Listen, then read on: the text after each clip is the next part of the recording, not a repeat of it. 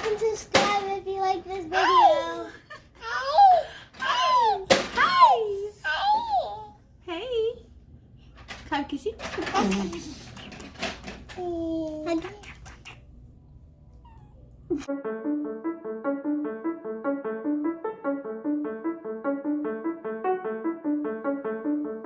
Hey guys, it's Cassie here with The Life of a Lewis.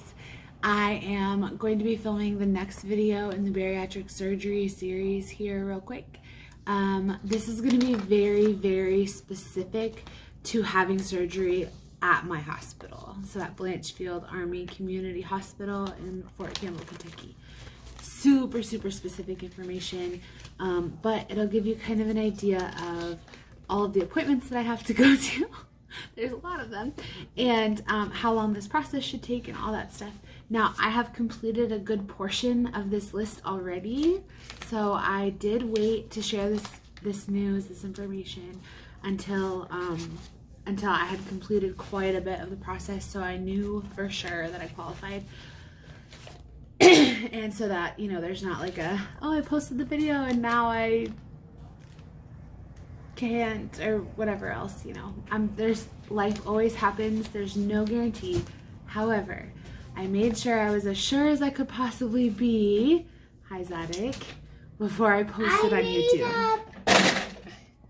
You made a package? I want to send this to Zeke, and I want to send this video to Zeke. Okay, we'll make sure Zeke sees it. I'll text the powers that be. Yeah, isn't that so cool? All right, so hey, look at mommy. Hey, look at mommy. You're interrupting something, okay? So you need to be quiet, and you can stay, or you need to go in the other room.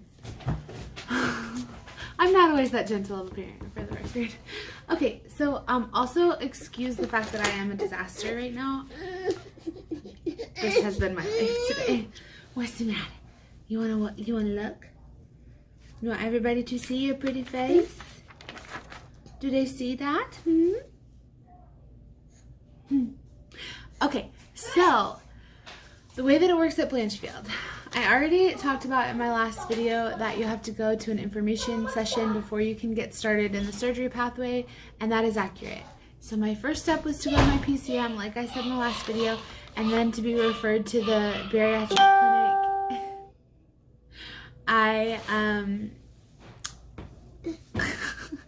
To be referred to the bariatric clinic, they have you do an introductory seminar, is what they call it.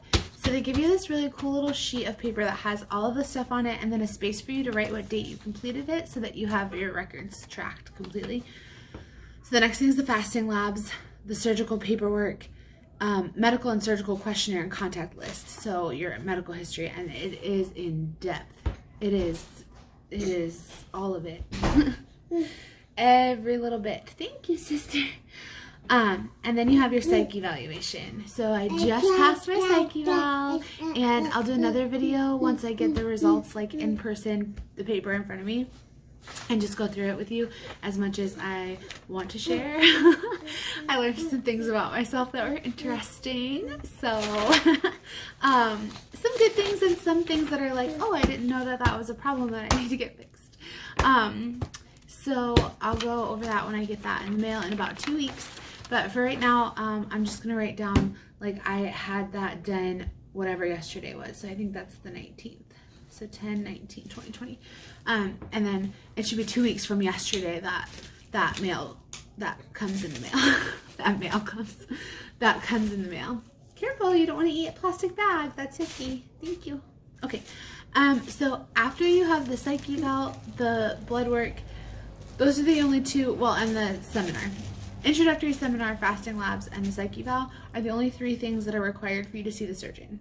So once they get all that information in, they will call me and they will schedule an appointment with the surgeon. It's called the initial consultation. So I go in, we talk about what I've tried in the past, my medical history, reviewed, all this stuff.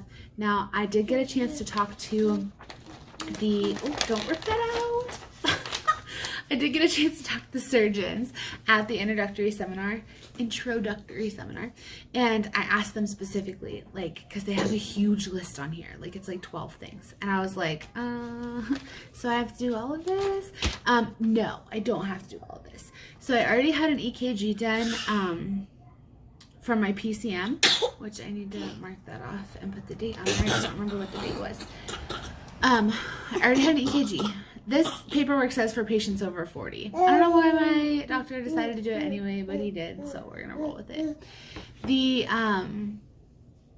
other few things that they have on here that the surgeon said they absolutely do for every single patient: a UGI, which is an X-ray, and then an EGD, which is a gastroscope. So they put you under, they scope your belly, they're looking for a specific bacteria, I think is what they said. And if you have it, then there's treatment for it, and then if you don't have it, you're good to go. So those two things are what are absolutely required.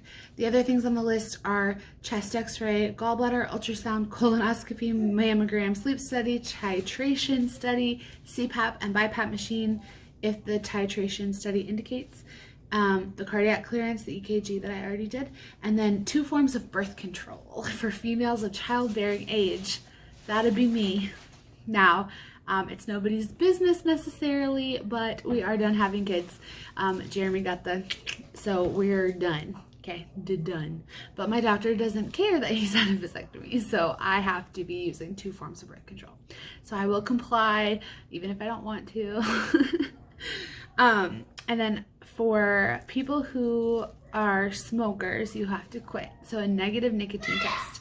Not very many people know that I smoked for roughly 6 years, and I quit in 2013. So yay, I don't have to worry about that. Also, they suggest that you quit caffeine, alcohol, and carbonated beverages for healing purposes, and I'm going to give up all 3. Which means that I have to go through all the wine in the house between now and then. Oh, darn, right? I'm already out of coffee, and I'm not going to buy any more unless it's from Mugsy's, in which case I will buy more. I'm also out of soda, so I only have 1 more down. I only have to get rid of all the booze in the house. Should be good. So after all those things are done, there's like another list of things that I've gotten taken care of already. So for active duty military spouses, so my husband is active duty Army, I have to have a letter from his command that states that he is not PCSing, moving to a different duty station, or ETSing, getting out of the Army, within 18 months or a year, I think. 6 months? I don't remember. It's a certain period of time. So his commander had to write a letter saying, hey, I'm aware that she's having surgery, here's his ETS date, here's his PCS date, and then sign it. Not really a big deal. My husband's unit's really small, so it worked well for me, but I know that not everybody's spouse has access to their company commander quite that easily, so just have it like here, not here in your brain. So support group. They have a support group every single month at Blanchfield, and they ask that you go to at least 1. I loved that. It was so fun. I want to go back every month. My husband would be like, I'm not, but I'll probably just get a sitter. The education seminar is something that you have to do 30 days out from surgery. And I totally missed something. What did I miss? The nutrition classes. Oh, because it's at the bottom of the page. So the nutrition classes here, it says that they, on the paper it says that they do 2 nutrition classes. The nutritionist herself said that they do 3. So it's like a ton of appointments. The education seminar, the support group, the nutrition classes, the psych eval, the initial consultation, all that. And then there's like the final, this says this form is to be turned in at the pre-op appointment. So that last appointment, that one where they're like, yes, for sure, you're good to go on this day, we're going to cut you open and take your stomach out. Ah. Saying that out loud is so weird. But this paper has to be turned in then. So I have a whole binder for this.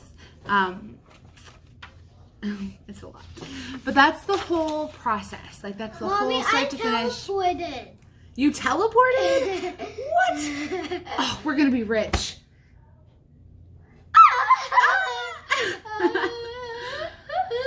Alright, so mommy's at the end of her video. Let me wrap it up, okay? And then you can say the fun part at the end. You ready for it? Okay. What was I saying? Oh, so that's it's a long list of things. But I've done most of them. I would say about 90% of them actually are off the list for me right now. I only have a couple of appointments left and then I'll be good to go. I'm so excited. But yes, so if you are specifically interested in how this works at Blanchfield, I know that's a super small niche, but if you happen to need that information, there it is. And I'm gonna let this kid sign off for me. All right, what do you say? Like and subscribe if you like this video, and then like and subscribe for more content. See you later, alligator. I have to keep it now. I can't. Peekaboo, here I am. Peekaboo, here I am. Okay, mommy has to say bye.